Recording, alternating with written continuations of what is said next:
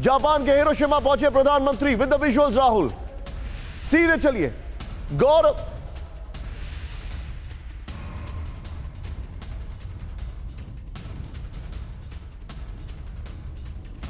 G7 और सहयोगी देशों से ये वो वाले विजुअल्स हैं जब प्रधानमंत्री यहां से टेक ऑफ कर रहे थे। गौरव को लेकर आइए। गौरव, बिग न्यूज।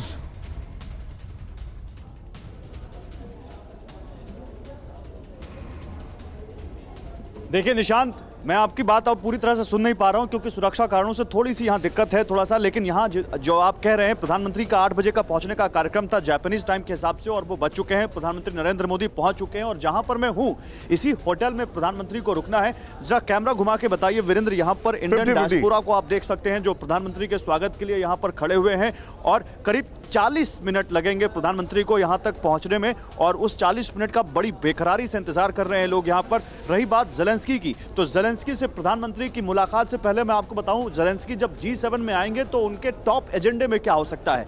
ज़ेलेंस्की के टॉप एजेंडे में एरियल सपोर्ट होगा, क्योंकि ज़ेलेंस्की लगातार F-16 की वकालत कर रहे हैं। वो कह रहे हैं देशों से कि हमें F-16 दिया जाए, और G7 में वो यहां F-16 यानी एरियल पावर मांगना चाहते हैं इन दुनिया के सबसे अमीर देशों से, और साथ ही और ज्यादा मदद चाहते हैं। प्लस प्रधानमंत्री नरेंद्र मोदी से जब उनकी बात होगी तो जाहिर सी बात है, दुनिया में कूटनीति के सबसे पतले धागे पर इस वक्त भारत खड़ा हुआ है, जहां वो अमेरिका को भी साध रहा है, रशिया को भी साध रहा है, यूक्रेन को भी साध रहा है। और प्रधानमंत्री नरेंद्र मोदी से ज़ेलेंस्की जरूर कह सकते हैं कि पुतिन आपके दोस्त है तो उनसे बात करिए और यूक्रेन छोड़कर वो जाएं, लेकिन प्रधानमंत्री ने हमेशा कहा है कि शांति की ही बात यहां पर दुनिया में की जा सकती है। समरकंद में जब पुतिन से मिले थे प्रधानमंत्री, तब उन्होंने कहा था कि यहां पर यह युग शांति का है, युद्ध का नहीं है। और शायद आज जब कल जब ज़ेलेंस्की वो यहां पर पहुंचेंगे और जब उनकी प्रधानमंत्री नरेंद्र मोदी से मुलाकात होगी तो शांति की बात हिरोशिमा की इस धरती से भी की जाएगी। निशांत, ये तस्वीरें आप देखिए, एक बार फिर से मैं आपको दिखाता हूं। बता रहे हैं, मुझे याद आ रहा है गौरव कि क्या कहा था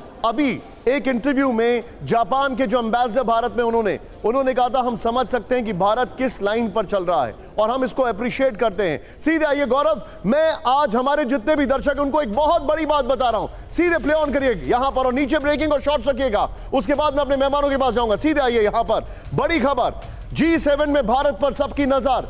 भारत के मेजबान देश जापान से बहुत अच्छे संबंध हैं। नीचे ब्रेकिंग और शॉट दिखाइए, प्रधानमंत्री जी पहुंच चुके हैं। नेक्स्ट दिखाइए, यूक्रेन युद्ध के बावजूद भारत के रूस से बहुत अच्छे संबंध हैं। नेक्स्ट दिखाइए, यहां पर बड़ी खबर जो मैं दिखा रहा हूं, भारत अमेरिका के बीच लगातार बढ़ रहा है सहयोग, यह बड़ी खबर है हमारे पास। नेक्स्ट दिखाइए, यहां पर भारत युद्ध के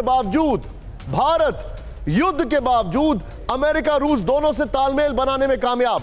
भारत कौमा युद्ध है, उसको गलत ना समझिएगा। नेक्स्ट दिखाइए, जंग के दौरान भारत लगातार यूक्रेन के संपर्क में है, यह बड़ी खबर मैं आपको बता रहा हूं। नेक्स्ट दिखाइए, रूस से व्यापारिक संबंध और यूक्रेन को मानवीय मदद का तालमेल बना रहा है भारत। नेक्स्ट दिखाइए यहां पर, फिर ये जो हमारे पास है राहुल, इस ब्रेकिंग शॉट्स और नीचे लीजिए प्रोफेसर राजन सर को। राजन सर, इंडिया ने टाइट रोप वॉकिंग करके बैलेंस किया है, दुनिया का कोई मुल्क ये नहीं कर पाया है।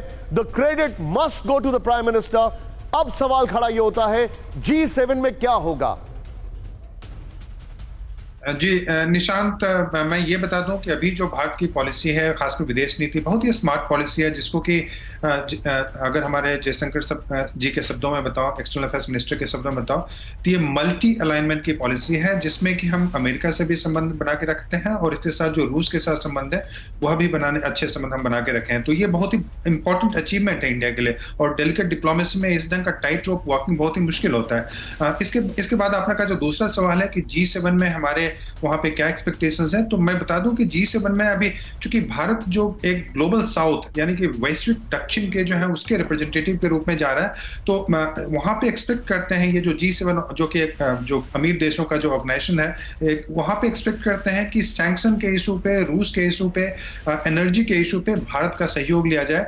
और चूंकि ज्यादातर जो ग्लोबल साउथ के देश हैं और खासकर जो इंपॉर्टेंट कंट्रीज हैं, उन्होंने जो सैंक्शंस रेजिम है उसको रिफ्यूज कर दिया, उसको मानने से इनकार कर दिया है।